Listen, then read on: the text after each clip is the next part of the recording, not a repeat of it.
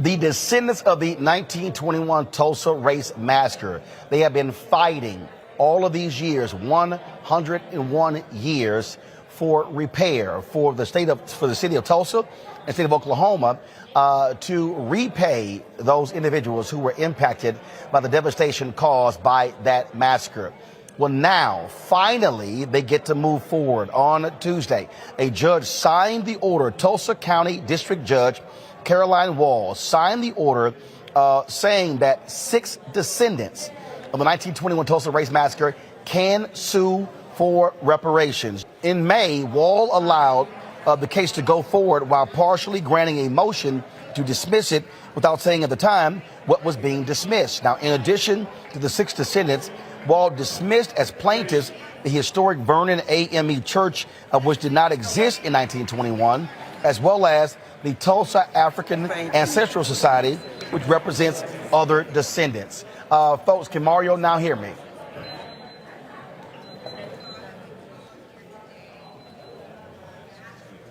Okay, all right, y'all gotta let me know what's happening there. Let me introduce our panel. Kelly Bethea, communications strategist. Michael Imhotep, host of the African History Network show. Matt Manning, he is a civil rights attorney. Glad to have all 3 of you here. Folks, once we get Damario's audio straight, I'll be able to talk to him about this. As I said, folks, we were in Tulsa last year, and this has not been new. You might remember Johnny Cochran and others, other attorneys, Charles Ogletree, they were very much working on this. Damario representing these descendants now. So Damario, tell us exactly what the judge is allowing to move forward in this case. Good evening, Roland. Good to see you. Hey, I'm not there with you in Las Vegas. Listen, the judge gave us a historic opportunity to be able to move forward with our 3 living survivors to go into the discovery phase of this particular case. It is something that's never happened before in the history of this country, where you had an incident of racial terrorism that happened 100 years ago that we're going to be able to litigate today. These particular 3 heroes represent 108-year-old Viola Fletcher, you see her there with her 101-year-old brother, Uncle Red. Hughes Ellis, he's 101. And then we have 107-year-old Leslie Benefield Randall.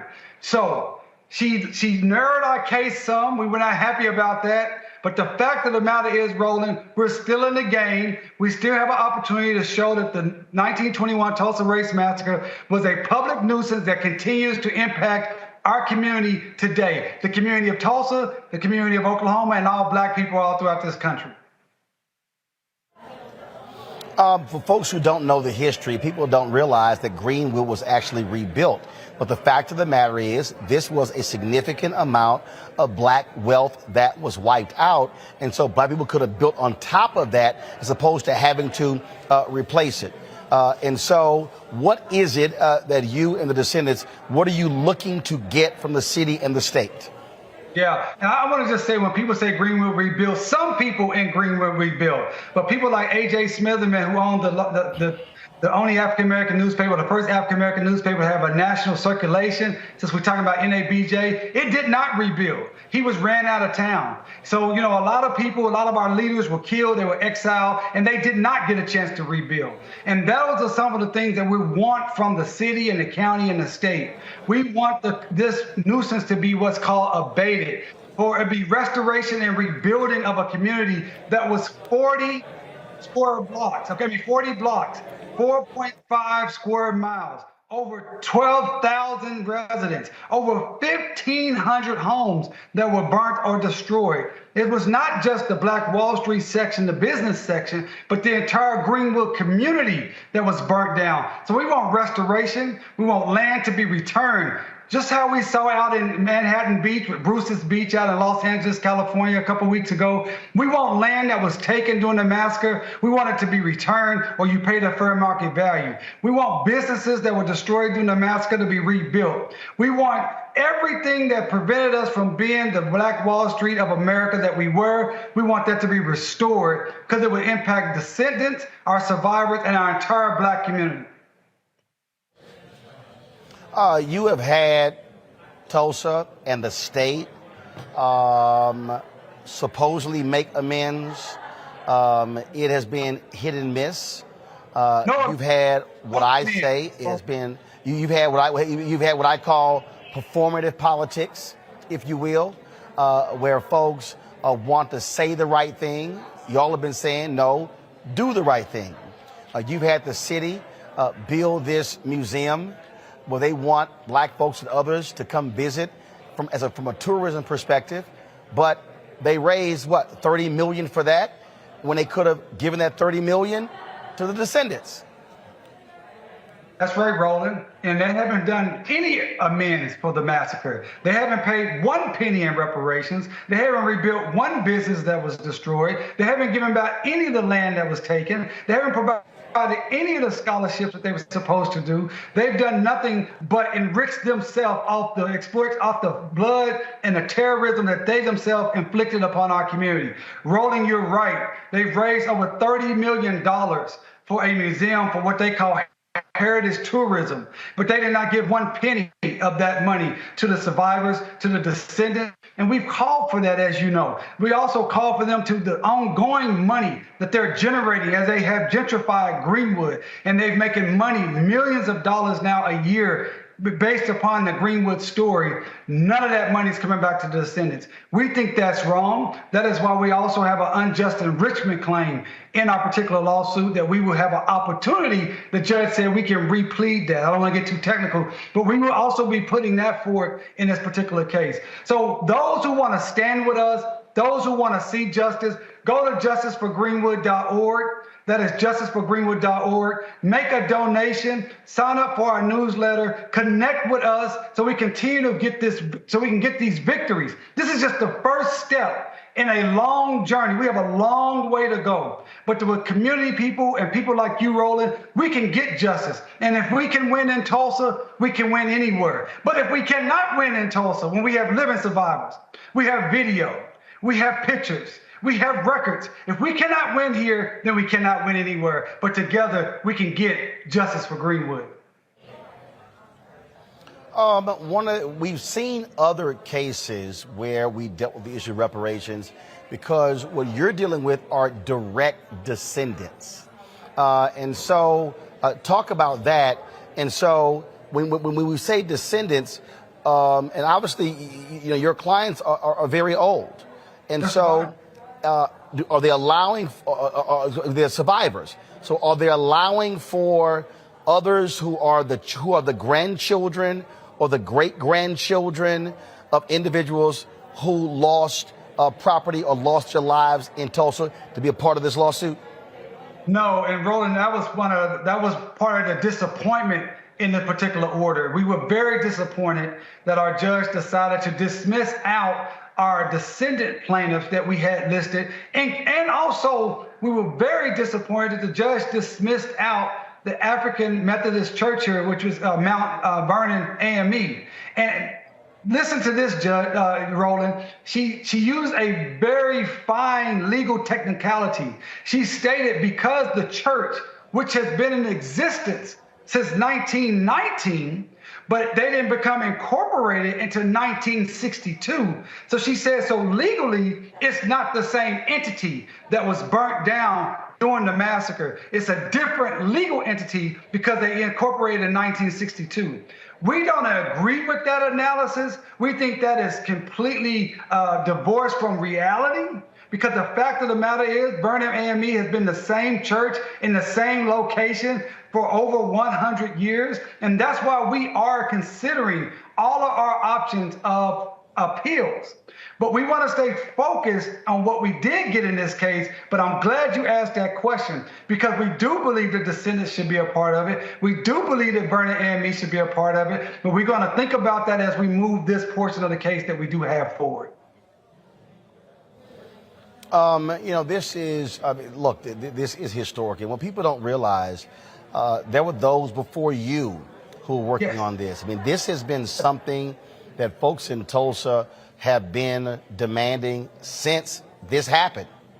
Absolutely. Roland, I'm standing on the shoulders of giants and greats and heroes and sheroes who started fighting for Greenwood the night we were invaded by the murderous mob. They fought for their lives, they fought for their property, they fought for their businesses. They didn't stop fighting even after the massacre. They started filing lawsuits days after the massacre. People like B.C. Franklin, Buck Colbert Franklin, John Hope Franklin's father. I stand on the shoulders of all those giants. I stand on the shoulders of my legal mentor, Dr. Charles Ogletree, and Johnny Cochran, and Michelle Roberts, and Eric Miller, and those fantastic lawyers in the early 2000s when I was just a law student and a baby lawyer, just happy to be around those folks. When we had that early lawsuit in the federal courts in the mid-2000s that was dismissed. I'm just simply standing on the shoulders of our community members who, into their dying day, said, we need justice. This is not a riot, this is a massacre. We need justice, we need reparations. And Roland, I stand together with this community today. When we had our hearing back in May, if you remember, Roland, it was packed. It was hundreds of people in the courtroom from all around this country and this community that came and stood and supported us. That's what it's going to take for us to get justice in Greenwood. That's what it takes for us to get justice in this country. So yes, I am just now out in front, but it's only because I have so many people that I'm standing on the shoulders of and standing with. My beautiful, talented, unbelievable team of co-counsel and lawyers from across this country, academics, activists, and regular community folks. We're working together. So while I may be out front and I may be lead counsel, I am certainly not alone. You mentioned Bruce Beach. And when you're talking about these legal battles, you obviously look to other places that serve as precedent. And so what other cases, are there similar examples that you're looking at to assist and help you in framing your arguments when it comes to Tulsa? You know, honestly, Roland, from the litigation standpoint, this is the first time a case of this in this fashion that we know of that has ever been filed asking for a public nuisance based upon an act of racial terrorism, a historic act of racial terrorism. So far as we know, this is the first time that this type of a case with public nuisance as a legal theory was able to move forward. And I'm not saying this is the first time someone has filed a case based upon the violation of our civil rights. Obviously, that happens and been happening. But we had to be creative and figure out some way to get beyond the statute of limitations that really stops what should be cases that should be able to move forward. Because, Roland, what I always say, we got to remember in the United States justice system, or so-called justice system, it is about finality and not fairness. They're rather for something to be final and over than to get it right and be fair. So we had to utilize this particular theory of public nuisance, and I don't think it's ever been done before. But we look to places like Bruce's Beach as inspiration. As we say, if that can happen, then we have inspiration that this can happen. And that's why we ask for your audience to make sure you put pressure on the city of Tulsa, on the Mayor G.T. Bynum, put pressure on the county commissioners, the Tulsa County commissioners, put pressure on the city of the Tulsa County Sheriff's Office to tell them, call them, write them, email them, and say, why won't you do the right thing? Why won't you pay the reparations? Why won't you give back the land? Why are you going to make these people who suffered the massacre and waited over 100 years for any sort of justice in the courtroom, why are you still fighting them?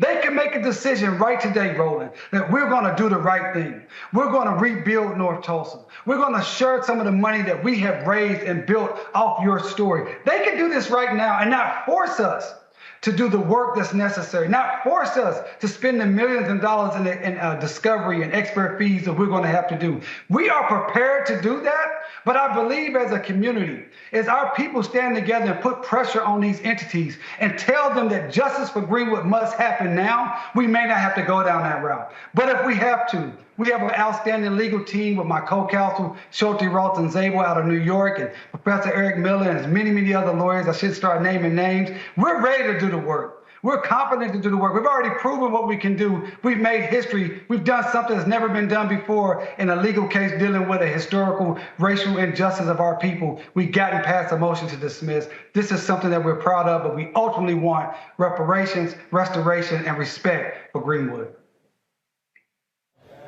All right, Damario Solomon-Simmons, I certainly appreciate it, man. Thank you so very much. Hey, man, good to see you, man. Have fun in Vegas. Be safe. And I appreciate you, Roland. Peace. I appreciate it. Thanks a lot, folks. Let's bring in my panel right now. Again, as I said, Matt, Kelly, and Michael. Matt, this is a significant step in terms of getting redress for these survivors. This is not only a significant step, Roland, this is among the most brilliant lawyering I've seen in a very, very long time. I'm so impressed by that team for having the wherewithal to use public nuisance, particularly because reading the Oklahoma law, as Mr. Simmons stated, it doesn't allow for that nuisance to be abated solely on the passage of time. So first, kudos to them for a brilliant legal strategy. But beyond that, what I think is especially important is, as he mentioned, the unjust enrichment claim. What that means for your viewers is unjust enrichment is basically where you've gotten money or some benefit and you didn't have a right to get it.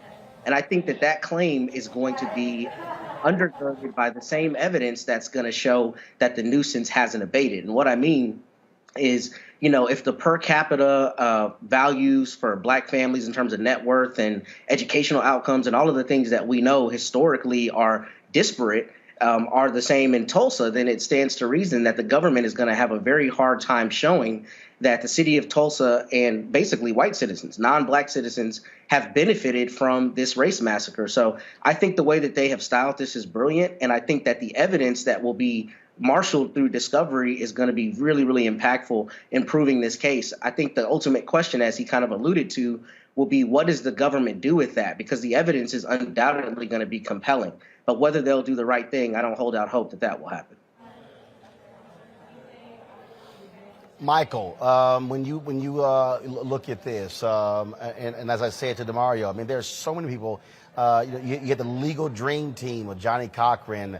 You had Willie Gary. You had Charles Ogletree. I remember them bringing the survivors, many of them who now become ancestors, to Congressional Black Caucus, ALC, bringing them to Congress as well. I mean, they have been fighting this good fight for a very, very, very long time. Yes, they have. And I remember the documentary, Before They Die, that came out, I think, in the 1990s sometime. I remember the fight of Charles Ogletree and others. I've studied the history extensively of the origins of Tulsa, which was founded by Creek Indians around 1834. And when they go into Oklahoma, they take their African slaves with them. And a lot of the early African-American landowners in what became the Greenwood district, North Tulsa, a lot of them got land because of those Black Freedmen Indian treaties of 1866. And last year, Roland, when you were in Tulsa for the 100th commemoration, you actually interviewed a sister who was a descendant of some of those Black Indians, former slaves, who got land from those treaties and their land was taken away. So this has been a fight on multiple levels. I've been following this strategy with the public nuisance. One of the things that I want to find out is what exactly do they have to prove? What's the burden of proof that they have to prove to actually win their case? And the other thing is, I know that in 2021, Representative Hank Johnson of Georgia, House Representatives, Congressional Black Caucus, introduced a bill to try to get reparations for the 3 survivors as well of the Tulsa Race Massacre. So I'm trying to find out where that bill is as well in the House of Representatives. But this is huge for this to be able to advance like this after 101 years.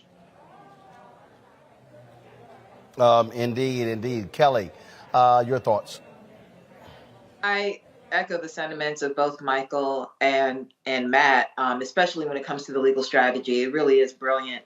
My main question is there going to be a solution past just the returning of the land, if that's really what they're looking for? Meaning, once it has been established that, they were wrong between the unjust enrichment and the like, is there going to be a system in which the government will help the plaintiffs maintain the space, maintain the community, maintain the businesses? Because if you're going to take it away, you should at the very least provide the resources to those who were damaged by this massacre, and give them the resources to maintain the space, so that it's not just like, here you go and let the chips fall where they may. I think if we're going to talk about equity and not just equality, we need to talk about how you might need to go a little bit above and beyond in order to make the playing field even. So that's my only concern with this. But I think. I'll say this here. I mean, what you're describing, I think is first of all, you talk about relief, which, Matt, is so far away. I mean, so right now, before you can even get to relief, they're trying to establish the baseline, correct, Matt? Because by establishing that and establishing, to your point, the public nuisance, the harm, you have to get beyond that. Now, once they cross that hurdle, if they're able to go forward, if they're able to win, then it then becomes the issue of, okay, what does redress look like? What does reparations look like? And so you notice, Damario was very careful not to go down that path, because in many ways that's putting the cart before the horse. I think that's one of the big problems on the national level. People holler, cut the check. Well, it's a whole bunch of stuff you got to go through before you even get to the check. And we even see what's happening right now with the black farmers, where Congress passed the money. Now you got the white farmers suing for diverse discrimination, and the money hasn't been dispersed yet. And so, Matt, just briefly speak to that in terms of what their legal process now has to be moving forward. The next 2-3 steps.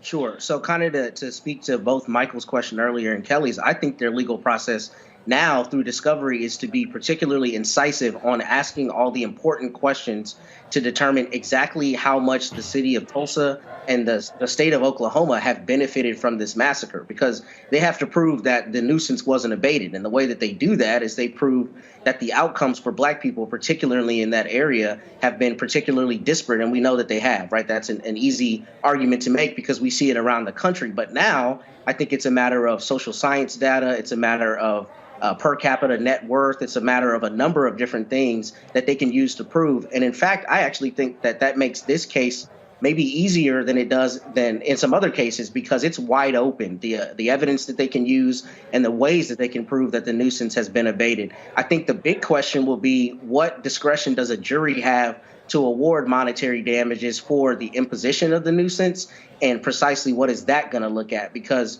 because that's really the big question for not only these 3 survivors, but for the symbolic importance of this in saying we're going to provide redress. What is that going to look like for this community? And the sad reality is no amount of money is ever going to be remotely enough. But this will be a good barometer for us to see what governments think this case is worth, and frankly, what citizens think cases like these are worth. So that's the next step, is basically to put together that evidence and through discovery to ask the questions to determine just how bad this nuisance has been since 1921. Is Damario still there? I saw the text y'all just sent. He wants to actually answer that. So if just bring him back quickly so he can actually answer that. So let me know when he is up. So again, so what I really hope that our audience understands, and this is how I think a lot of people, that people I see on social media who get very emotional about this issue of reparations, without understanding, you're dealing with a legal strategy. You're dealing with a legal process. It's a political process. It's a legal process. And there's all of those things involved. This is why you got to have lawyers doing the work and not just folks out here just saying whatever. Damario, you want to go ahead and address the couple of issues? Yeah, I'll get Bobby back. So I think the only thing I heard, someone was asking me, what is the remedies?